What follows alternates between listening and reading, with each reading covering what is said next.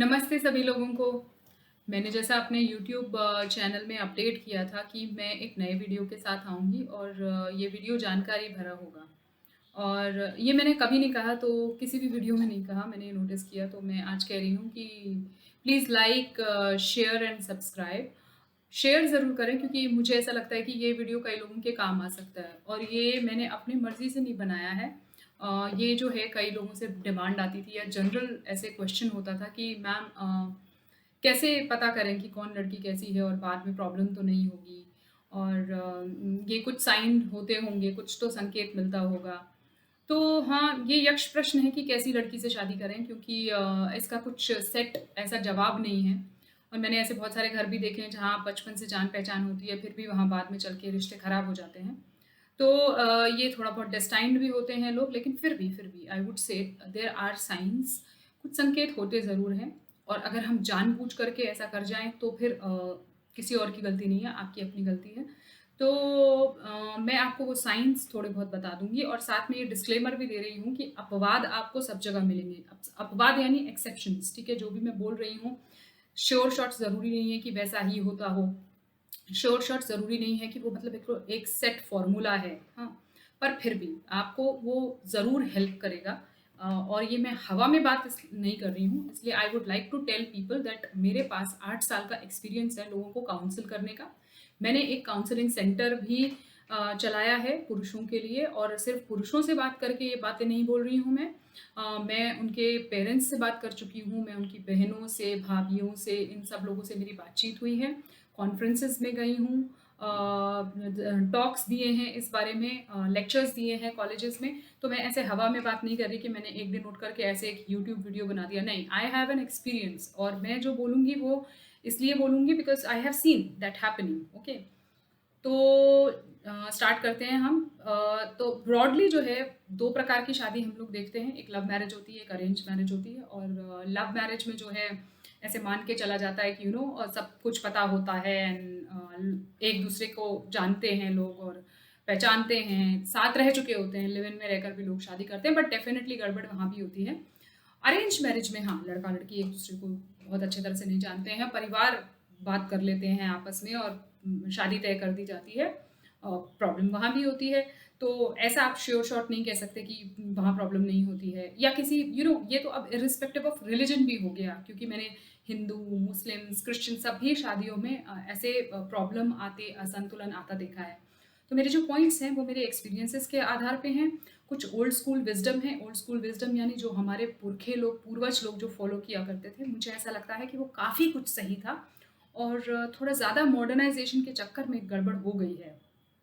और दूसरी बात ये है कि जैसा मैं बार-बार कह रही हूँ कि अपवाद आपको हर जगह मिल जाएँगे, बट डेफ़िनिटली मोटे तौर पर आपको ये काम आएगा। आपकी इच्छा है, आप लव मैरिज करें, आप अरेंज मैरिज करें, आप इंटरकास्ट करें, आपकी अपनी इच्छा है, पर डेफ़िनिटली कुछ चीज़ें ध्यान में रखें।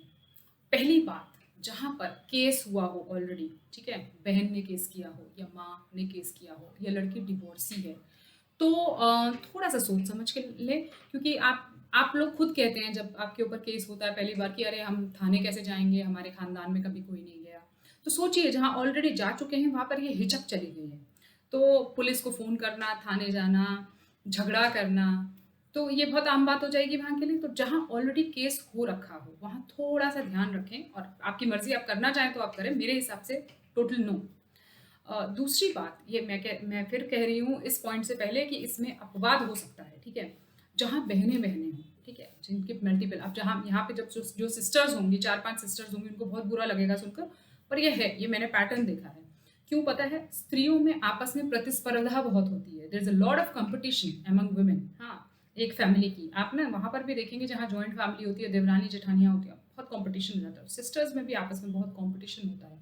इंटरफेरेंस होता है, दखल-अंदाज़ी बहुत होती है एक-दूसरे की ज़िंदगी में। तो थोड़ा-सा देख कर के चलें कि वहाँ पर क्या ऐसा है या माहौल ऐसा है, या अवॉइड करें। जो आप बिल्कुल बैकग्राउंड चेक कर लें एक बार कि आपस में रिलेशनशिप्स कैसे हैं, क्या बहुत ज़्यादा इंटरफेयरिंग हैं या सिस्टर्स में बहुत ज़्यादा कॉम्पिटिशन है। तो ये डेफ़िनेटली चेक कर लें कि परिवार ऐसा ना हो। तीसरी चीज़, ये ओल्ड स्कूल विज़डम है जो हमारे यहाँ बहुत फ़ॉलो होता था और अब धीरे-धीरे से कम हो रहा है, नहीं होना चाहिए, क्योंकि मैं बहुत देख चुकी हूँ कि ऐसा मतलब ये ना फ़ॉलो करने से प्रॉब्लम होती है। तो हमारे यहाँ क्या होता था, जब भी शादी होती थी, चाहे लड़के की शादी हो, चाहे लड़की की शादी हो, दोनों ही शादियों में माँ का बैकग्राउंड हमेशा चेक किया जाता था। यानी कि जो सास होती है, वो किस फैमिली से आ रही है, उसका बैकग्राउंड क्या है, उसने क्या पढ़ा है, वो कैसी रही थी।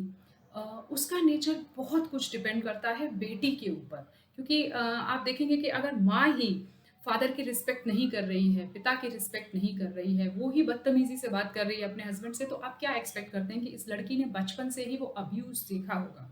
तो वो कैसे आकर के अचानक से एक एक अच्छी फैमिली बना पाएगी या कर पाएगी कुछ भी।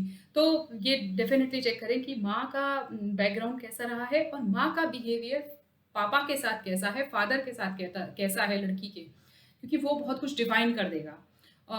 डोमिनेंस की जहाँ तक बात आती है, तो जहाँ पे माँ डोमिनेंट है, बहनें डोमिनेंट है, जैसा मैंने पहले बोला कि सिस्टर्स अगर डोमिनेंट हैं, कि बहुत ज़्यादा पिता को बोलने ही नहीं दिया जा रहा है, ऐसी फैमिली से भी थोड़ा-सा दूर रहें, बचकर चलें। क्योंकि मेरा एक्सपीरियंस ये है कि वहाँ पे डेफ़िनेटली गड़बड़ होती है आगे चल कर के। भले ही केस ना हो, कलह रहती है। अ, एक और पॉइंट है जो मैंने नोट करके रखा हुआ है, वो ये है कि बहुत दिखावा हो रहा हो जहाँ पे। दिखावा in the terms of money also, पैसे के हिसाब से भी। दिखावा इन द टर्म्स ऑफ कि हमारी कितनी जान पहचान है पॉलिटिशियंस से। हमारे पॉलिटिशियंस से बहुत जान पहचान है, या फिर हमारी फला पुलिस वाले से बहुत जान पहचान है। तो ऐसा सब जहाँ पे होता है, वहाँ पर आप मानकर चलिए कि एक छुपी हुई धमकी होती है। तो उसको अवॉइड करिए ऐसे घर को। और पैसे के मामले में जो वहाँ पे दिखावा हो रहा है, तो आप ये मान करके चलिए कि आपको भी उस दिखावे में कल को शामिल होना पड़ेगा। और ये दिखावा कब दहेज में बदल जाएगा, आपको पता नहीं चलेगा, because there is know certain set definition of it. और इतना अधिकार है आपको कि आप किसी भी चीज़, मतलब महिला को इतना अधिकार है कि वो किसी भी चीज़ को दहेज बना करके लिख दे जाके। तो मान लीजिए कि उनके पिता ने ही दिखावा किया है कि बहुत पटाखे चलवाए और बहुत सजावट करी और फलाना किया, और फिर आपके नाम लिखवा दिया गया कि भाई हमसे ये सब मांगा गया था। तो please avoid such a family.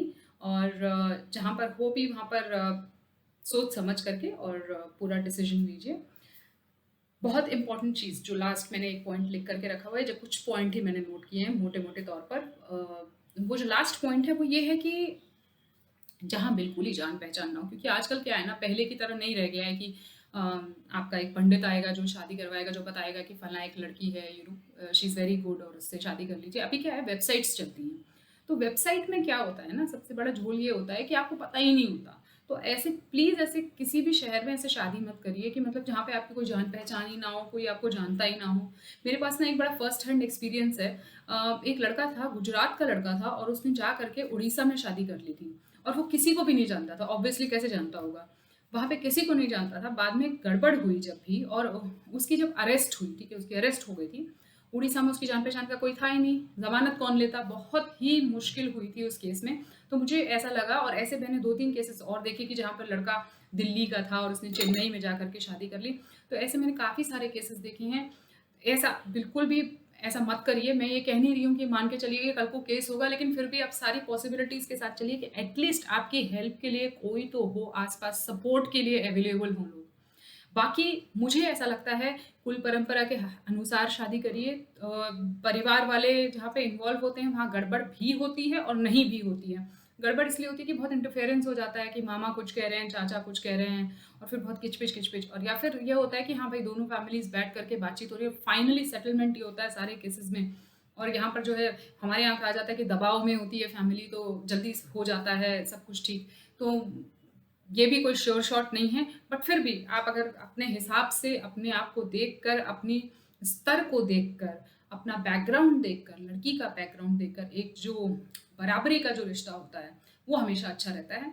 बाकी पर्सनल अगर किसी को कुछ भी चाहिए तो मुझसे ज़रूर संपर्क करें, मैं आपको बता दूँगी। ये 6-7 पॉइंट जो मैंने बताए, उनको अगर आप ध्यान रखेंगे, तो मेरे ख्याल है काफ़ी कुछ आपको समझ में आ जाएगा बैकग्राउंड के बारे में। अब बचेंगे या नहीं बचेंगे उसका कोई श्योर शॉट सॉल्यूशन नहीं है, पर फिर भी आप होशियार रहेंगे कि हाँ, ये है और गड़बड़ हो सकती है। और मान लीजिए सब कुछ अच्छा करने के बाद भी गड़बड़ हो जाती है, तब भी घबराइए नहीं। सॉल्यूशन हर जगह पे है, हिम्मत बनाकर रखिए। कोई बहुत बड़ी बात नहीं हो जाती है कि केस हो गया और आप क्या करें। There are many support groups working, let's do it together. All the best जो भी लड़के शादी करने जा रहे हैं, ये वाला वीडियो ज़रूर शेयर करिएगा। उन लड़कों के साथ जो जो शादी करने जा रहे हैं या जिनकी इच्छा है, जिनको जो है आपस में घर में शादियाँ होने वाली हैं, तो आप लोग शेयर करेंगे तो उनको बहुत लाभ होगा इससे। All the best to everyone. मैं फिर से नए वीडियो के साथ आऊँगी। टॉपिक क्या है मैं यूट्यूब पे अपडेट कर दूँगी या मेरे फेसबुक पेज पे अपडेट कर दूँगी। नमस्ते सभी लोगों को।